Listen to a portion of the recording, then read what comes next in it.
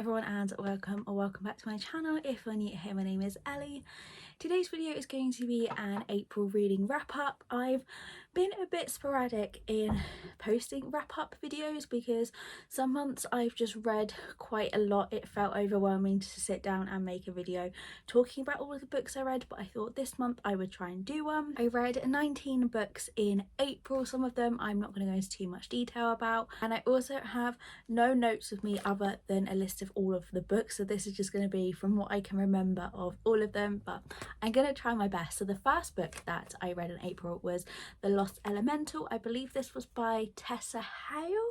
So this is kind of like Zodiac Academy. I know there are a lot of magical academy books out there at the moment. I can't remember the name of the main girl, but it was one girl. After reading Zodiac Academy, I had been looking into stories that had a similar vibe, and I found them to be quite repetitive, and I would also DNF fairly soon in because the main characters tend to all kind of be the same. But this one I really enjoyed. It is the typical academy where she comes in, the guys like her, the girls don't, but this is part of the series. I'm not too sure how many books there are within the whole series, but it is one that I am going to continue with, and that book was on Kindle Unlimited. The second book was on Audible and it was included within the subscription, and that is Getting Schooled by Emma Chase. This is a second chance romance. Our two main characters went to high school together. They dated in high school and went their separate ways, and now they have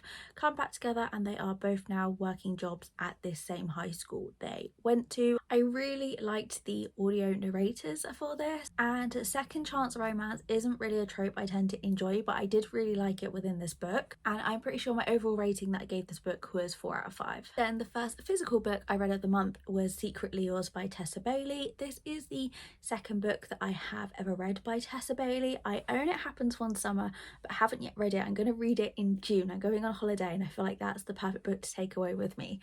I read the second one that comes after that. Is it Hook, Line and Sinker? And I didn't enjoy it that much. I didn't really connect with the characters and found the story a little bit boring, but I wanted to give Tessa Bailey another go because I know she's a really hyped up author, and this book sounded really good and the cover drew me in, so I picked it up in the works and I ended up really loving this book. The story of Hallie and Julian. Hallie is a gardener and Julian is a professor who has come back to his hometown and is trying to write a book. They are complete opposites, and Hallie had a crush on Julian when she was in high school, and this crush hasn't gone away now she's seen him all of these years later, and she just starts to distract him from his routine and his daily life. And I believe I read this within 24 hours. It was just a really sweet romance, so I'm definitely now really looking forward to trying It Happen One Summer because I think that one is more hyped than Hook, Line and Sinker. I think I rated this one again 4 stars. It might have been 5 stars,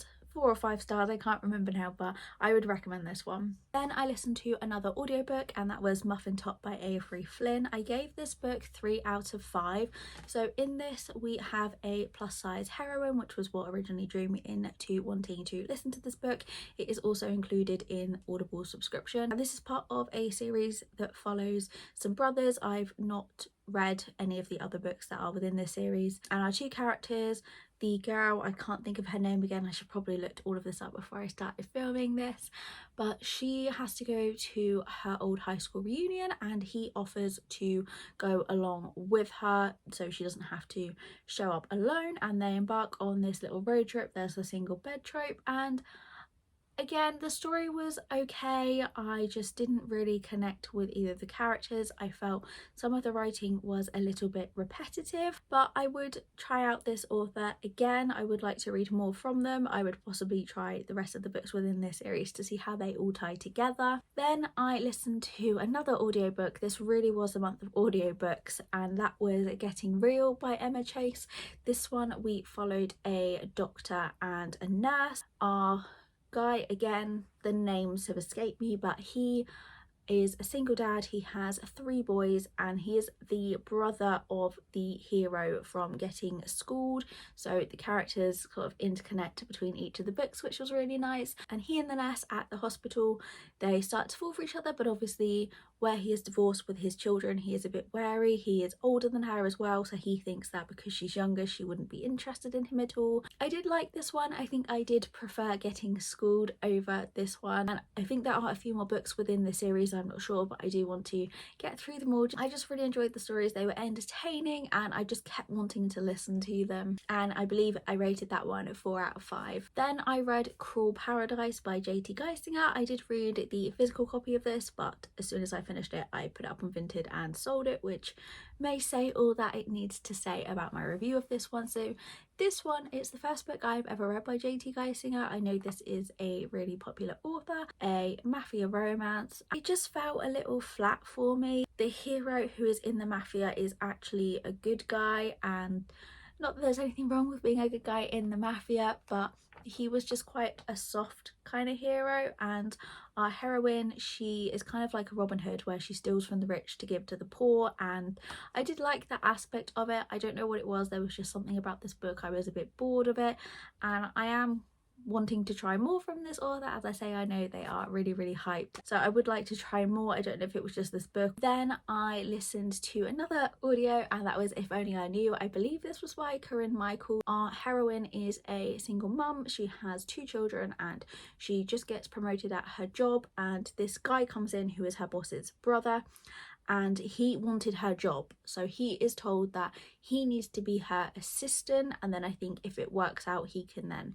have her job. And they don't get on to start with because she knows that he wants his job, so she kind of doesn't let her guard down around him. Eventually, as they spend more time together, they obviously get to know each other. He gets to know her children, and again, I liked it. I didn't feel this was anything really special. I think again I gave this another 3 out of 5. Then I read Gothicana, and I did a reading vlog around this, which is already up on my channel, so I'm not going to go into detail about my thoughts on this one because it will be in that vlog. I will, if I remember, leave the link to it down below.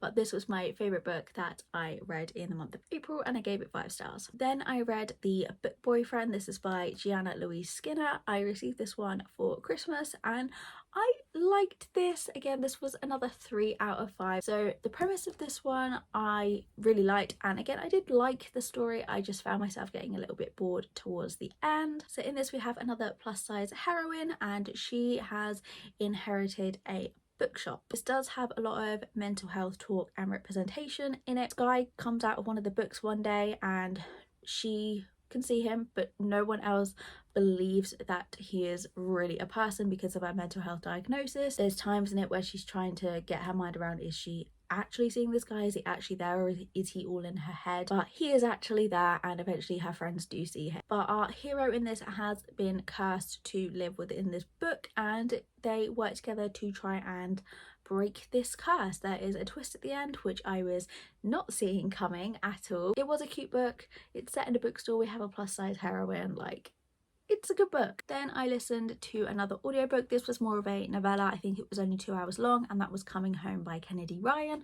In this one we have our 2 characters are going back to the college they went to. It's a quick second chance thing where they both had feelings when they were in college, but life just drew them away from each other. They are brought back for the, I believe it was the 100-year anniversary of the college being established, and they both have these really successful careers, so they are asked to come back just to show their faces and for her to give him an interview.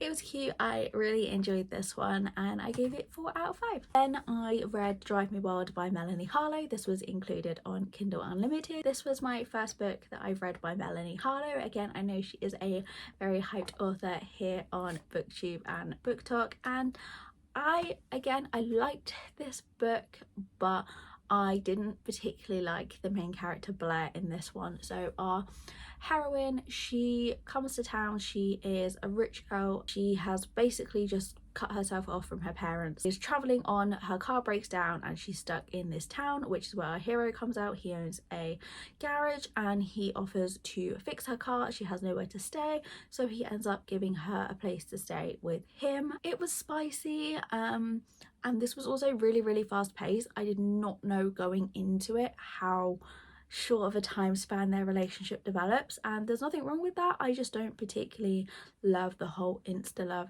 trope in books, and things were happening and then she would be like, oh, I've only known you 2 days, and it would just kind of catch me off guard just how quick everything progressed.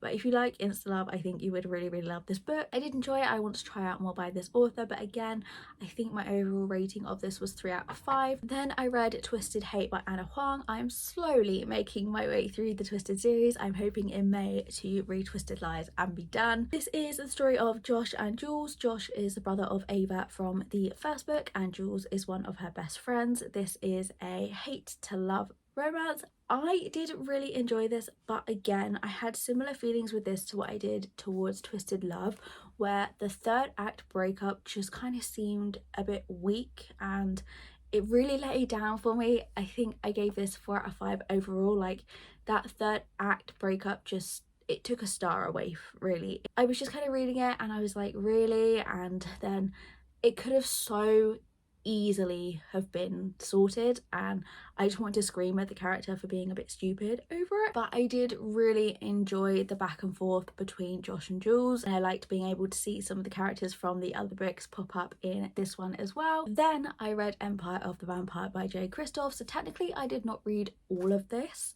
in April. I started this in March, but within March I only read the first 30% and I read 70% of it in April, so I'm counting this as being read in April because this is like a 700-page book, so the majority of it was read this month. I buddy read this with my best friend as part of our book club. We both had different feelings towards this book. She absolutely loved it, she gave it 5 stars, and well, I did like it. I found myself really bored at some points, and then other points I was like completely gripped, and we switched between the audio and reading the physical book of this just because the writing style for me personally was quite hard to follow at some points, and I was finding myself having to go back and reread over bits multiple times to try and take in what was actually happening. Just for me, I personally struggled with the writing style, and I gave this 3 out of 5 overall. And then we also buddy read a second book together this month, and that was Birthday Girl by Penelope Douglas. This was Shannon's first time reading it, this was my second time reading it, and I gave this 5 stars the first time I read it, and the second time I didn't enjoy it as much. And I don't know if I rated it 5 stars last time because it was kind of the first age gap romance that I ever really read and I really enjoyed it, and then maybe I rated it lower this time because I did know what was going to happen. But it's just with this second read through I found our heroine Jordan to be more whiny than what I remembered her being, but I still really liked the character of Pike in this. So this is Pike and Jordan is dating Pike's son Cole. They move into Pike's house so they can save up some money to get their own place, and Cole ends up cheating on her and she gets with his dad. I feel like this book is recommended a lot when people ask about age gap romances, and I would recommend it. I did like it, I just didn't enjoy it as much the second time rereading it, and I think Shannon was the same, where I'd hyped it up so much because I loved it through my first read through. I feel like she didn't necessarily say, but reading between the lines I think she was a little bit let down by this, but I know she did also really like the character of Pike. Then I read another book on Kindle Unlimited. Again, this was included in the subscription, and that is Unconditional by QB Tyler. With another age gap, this was the story of Maddie and Cal, but the difference with this one is Cal is Maddie's legal guardian. He is a police officer, and at the very beginning of the book, I believe she's 7, and he saves her and she immediately just feels safe around him, and he ends up becoming her guardian. He doesn't adopt her or anything, and we pick up where it's just before her 18th birthday and he's been starting to see her differently, and she has had a crush on him for years, and they know it's wrong because he is her legal guardian, but obviously where he hasn't adopted her, that's in the back of the mind. She's never called him dad or anything, and they eventually give in to their feelings. And again with this one, I did not like the character of Maddie at all, and I fully agreed with Arya, who was completely against their relationship. I've heard so many good things about this book. I wanted to love it. I just really struggled with the character of Maddie and just didn't like her and found her really immature, which may have been the whole point of the story because there is that big age gap. She's younger than him, but I did not like the character of Maddie. I found her whiny, I found her annoying, and I just agreed with all of the people that were against their relationship. Again, I want to read more by QB Tyler. I just didn't enjoy this one too much, and again it was another 3-star read. Then I read a novella, Very Wicked Beginnings. This was one that was sent in an email to download for free. I believe this is the prequel to Beauty and the Baller. I'm not 100% sure, but this was literally like 60 pages long, and it was the first meeting between the two characters. He was on the football field and he saw her dancing in a window and got knocked over.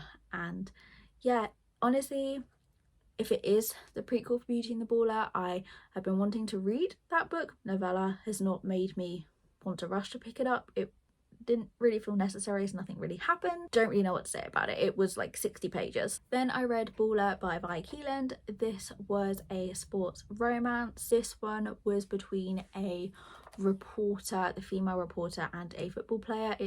He is like, he sees her, he wants her, and he's just really sarcastic, tries to wind her up to get a rise out of her whilst she tries to stay professional. I just found our hero was a little too much at some points. It was spicy, and yeah, I didn't love it, I didn't hate it. It was just another 3-star read. Then the final physical book that I read was The Hardest Fall by Ella Mays. I had high expectations going into this and it just kind of let me down again. I love the cover of this one. This is another sports romance. This is between Zoe and Dylan. This, I believe, I gave another 3 out of 5. I liked the premise. The main character of Zoe, I just could not stand her. She really annoyed me. I liked the character of Dylan, and there were bits in this between Zoe and Dylan's coach that just felt unnecessary, and it was just complicating things for no reason. She was being really shady over it and insinuating something that wasn't, and she didn't need to insinuate it wasn't what it wasn't, if that makes sense. And the book starts off, so Zoe is like shy,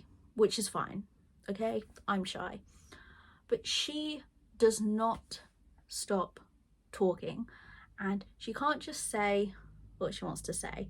Every time she speaks, she rambles, which I think is supposed to come across as cute, but when you get 300 pages in and she still can't say a sentence and is just still rambling, it just got really annoying. And honestly, I wanted to DNF at a few points simply because I could not stand Zoe, but because I liked the story and the other characters, I forced myself to keep going, and I'm really sad about this. I really wanted to like this book. It just, this main character of Zoe, I couldn't. I own 3 other books by Ella Mays, so I'm gonna read those and I hope I have a bit more luck with them. Finished this, I went through Goodreads and I saw a lot of people did actually agree with me, so I didn't feel too bad in what I was thinking about Zoe, because I think a lot of people found that too. Then the final book was another Kindle Unlimited read, and that was Wicked Rejection. I believe this was by Scarlett Snow. This was a wolf shifter romance. We have our heroine and she comes from another pack. The book starts off that she is